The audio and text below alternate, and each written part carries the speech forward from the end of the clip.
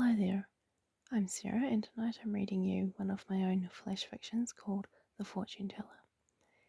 There's a Guy Fawkes festival every year. Late in spring, the weather is just about good enough for people to wander around, picking at candy floss and trying to win a plush cuddly toy for their beloved, as if the toy won't be shunted aside by Christmas. It'll be pushed off the bed to make space for sleep, passed along to a child who takes a fancy to it, or just kicked off one day and forgotten. Lucky then that diamonds are supposed to last much longer. I'm walking through a mini city full of bright lights and canned noise, winding my way through dozens of people.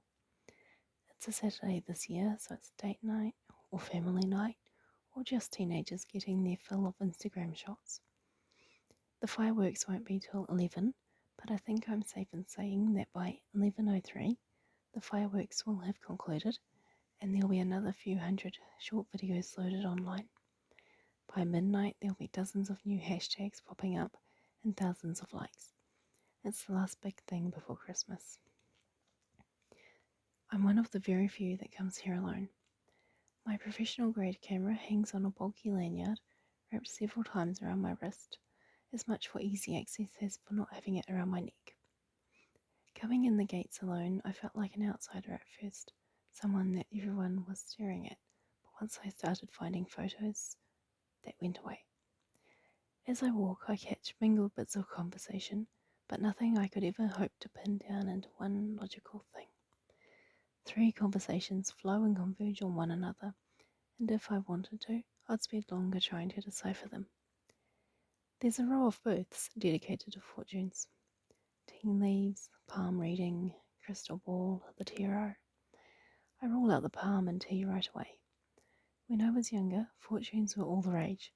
We folded bits of paper and hid messages that revealed themselves with the right fold and unfold configuration. We wrote algorithms which required a pair of dice to show who would marry and when. We devoured fortune cookies by the plate, and when a message repeated, it was clearly of the divine. With all that complication, it's no wonder I one day turned to deduction to tell my future.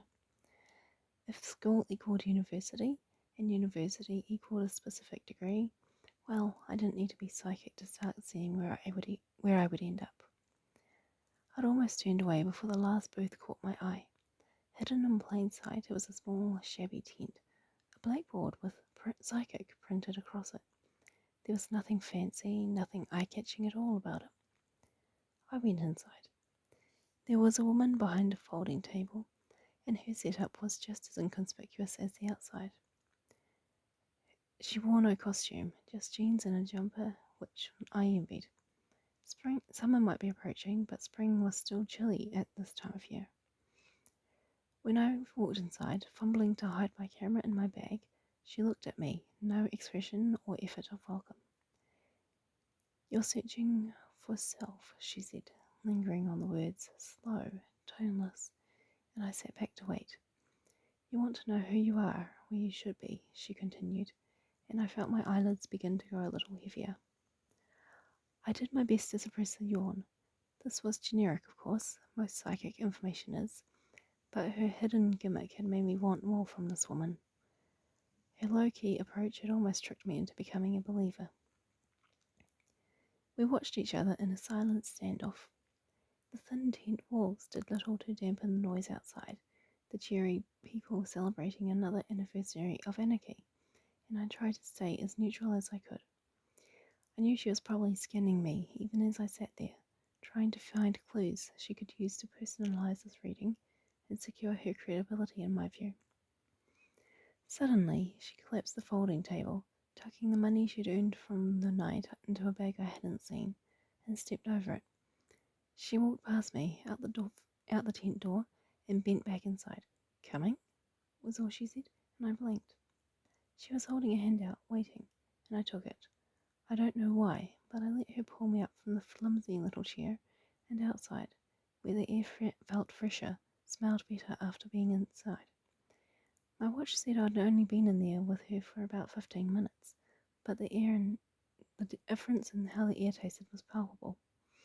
Standing here, I realized now, was downwind of a churros truck, and I inhaled the freshly fried pastry and sugar. We began to walk. Our hands were still linked, and I felt awkward about extricating mine now. Pulling away from her would have felt like damaging the thin bond we seemed to be forming, and I walked a step behind her. The crowds had begun to thin out, people probably beginning to converge on the lawns for the best view of the fireworks, and so she led me from one stall or ride to another. At impulses, I bought a scarf I didn't need and would probably never wear.